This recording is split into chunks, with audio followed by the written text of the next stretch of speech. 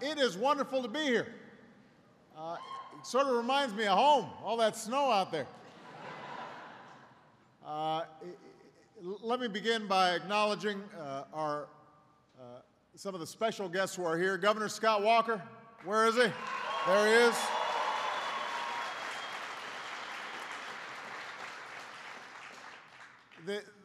He says he's the mayor of Manitowoc. Now, I'm looking at the guy. I don't think it's true, but I'm going to introduce him anyway. Justin Nichols is here.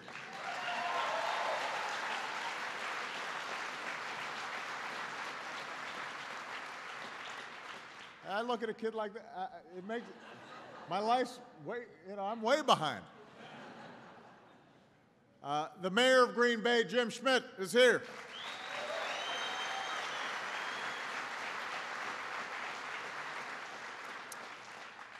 And Gus Frank is here. Chairman, Mr. Chairman, thank you so much.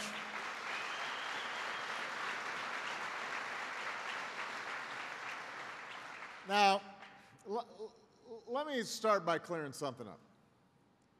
I am not here because I lost a bet. I just want to be clear about that. I have already gotten 3 Green Bay jerseys.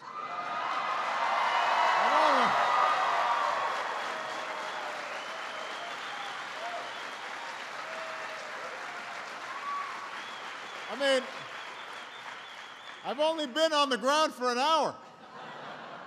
I've got 3 jerseys. One of them is from Woodson, and he just said, "See you in the White House."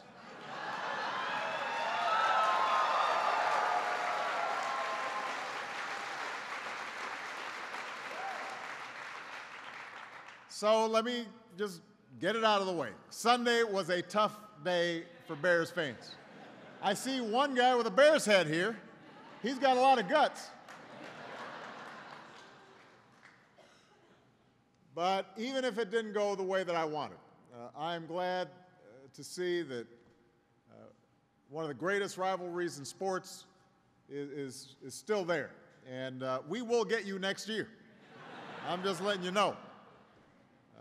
Congratulations. In the spirit of sportsmanship, I wish you good luck in the Super Bowl.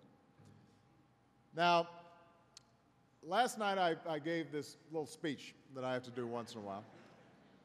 And what I said was, in this new and challenging time, when America is facing tougher competition from countries around the world than ever before, we've got to up our game. We're going to need to go all in. We're going to need to get serious about winning the future. Now, the words of the man that the Super Bowl trophy is named after has something to say about winning. He said, "There is no room for second place. There's only one place in my game, and that's first place." That's the kind of determination to win that America needs to show right now. That's what we need to show. We need to win the future.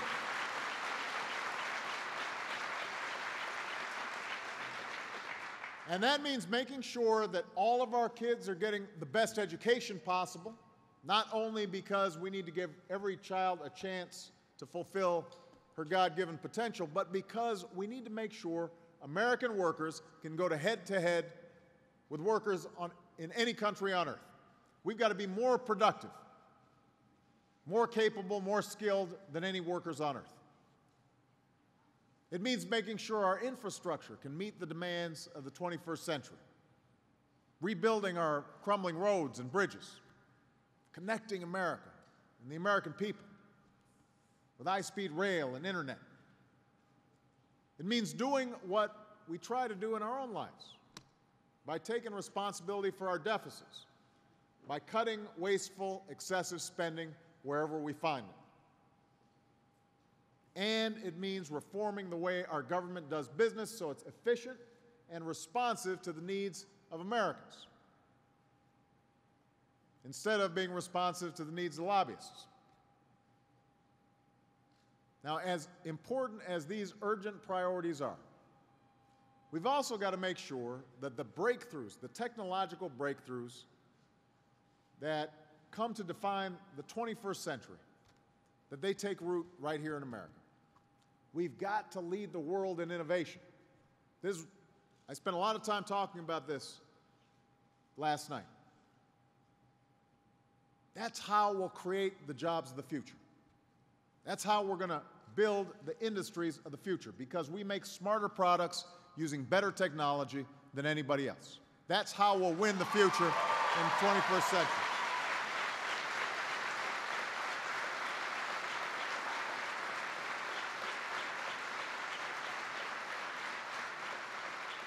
So I came here to Manitowoc to glimpse that future. It was right here, almost 50 years ago. I couldn't have made this up. It wasn't until I was on my way here that I found out that a chunk of metal came crashing down to the earth right here. I promise you, we did not plan this originally. Press won't believe me. It turns out that it was part of a satellite called Sputnik that landed right here and that set the space race into motion. So I want to say to you today that it is here, more than 50 years later, that the race for the 21st century will be won. This is a place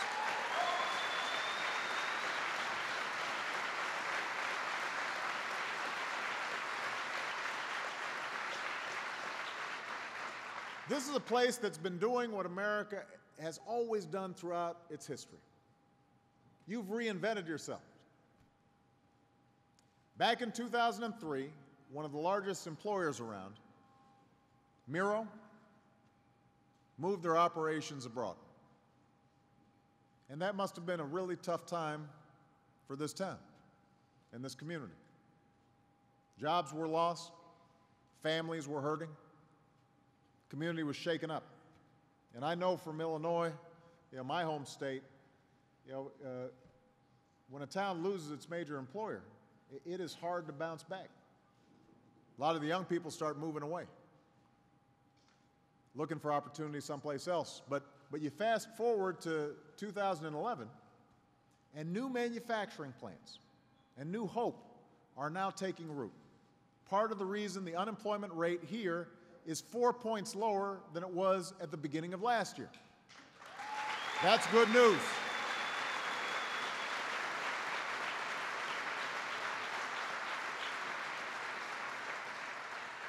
So you have plants like Tower Tech, one of the largest wind tower manufacturers in North America, a company that's grown by several hundred workers in recent years.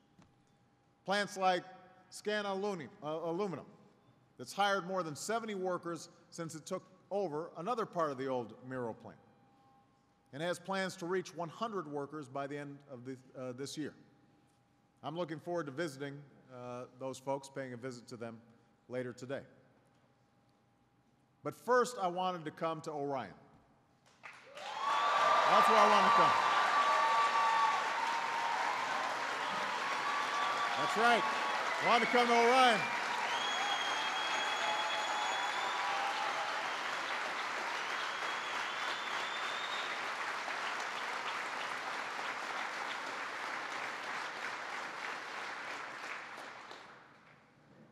Orion is a leader in solar power and energy-efficient technology. Plus, the plant is just very cool. So I just took a tour with Neil and got a feel for what you're doing. I saw where the metal is cut, where the paint's applied, where the products are assembled. I met some of the outstanding workers, like so many of you, who've made this company the success that it's become. Now, in 2004, when Orion moved its manufacturing operations here, I'm told that you just had one employee to oversee the development of the manufacturing floor. One employee. Today you've got more than 250. And I understand you're hoping to have more than 300 by the end of this year. That's good news right here at Orion.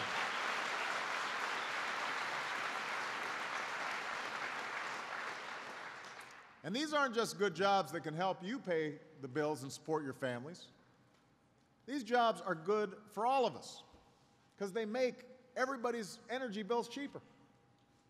They make the planet safer.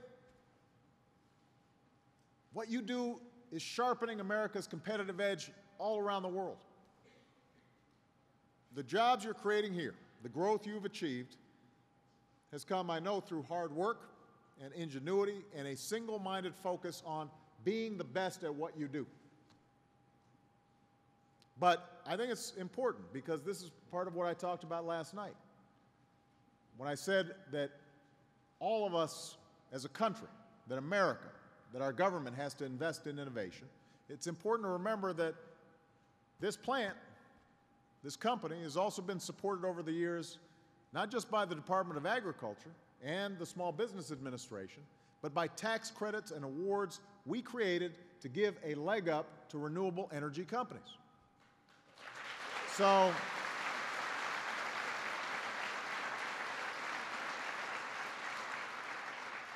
it's one thing to have a good idea, but as Neil and I were talking, a lot of times Wall Street doesn't necessarily want to take a chance on a good idea until they've seen it proven. Sometimes the research that's required, nobody wants to pay for it, and that's where we have to step in. America needs to get behind entrepreneurs like Neil.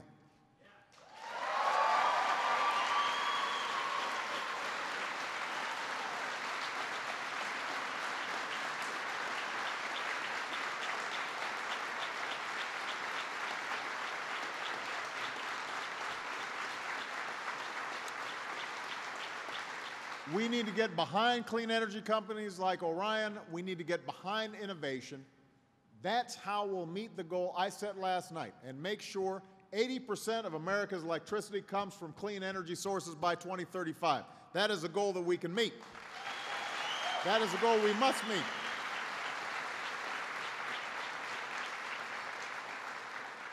That's how we'll make America the first country to have 1 million electric vehicles on the road by 2015.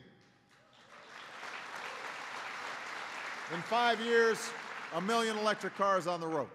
That's how America will lead the world in clean energy. As I've said before, the nation that leads the world in clean energy will lead the global economy in the 21st century. This is something, this is not something that, you know, I'm making up for just to fill up time in a speech. China's making these investments. I mean, they have already captured a big chunk of the solar market, partly because we fell down on the job. We weren't moving as fast as we should have.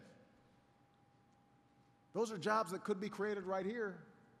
They're getting shipped overseas.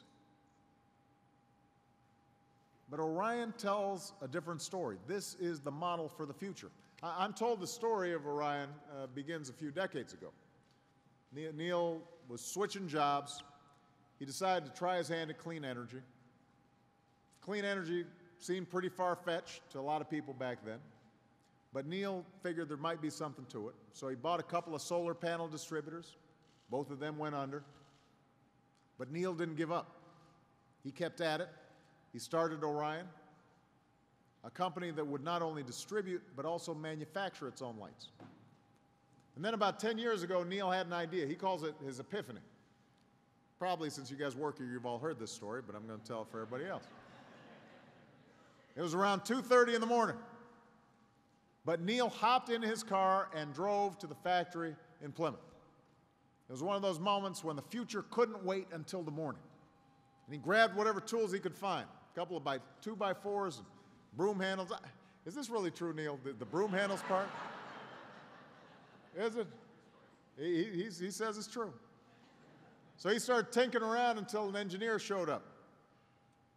And what Neil had come up with was one of Orion's signature innovations, a new lighting fixture that produced twice the light with half the energy. And it was only then that the real work began, because Neil then had to work to apply for loans, find investors, find customers who would believe his improbable pitch. And doing all of that took time and patience, and most of all, it took persistence. It took determination to succeed. Now, fortunately, that's not something that Neil has a shortage of, determination. As he said himself, the difference between Orion and other companies is, and I'm quoting Neil now, the difference between playing to win and playing not to lose. And he says at Orion, we play to win. We play to win.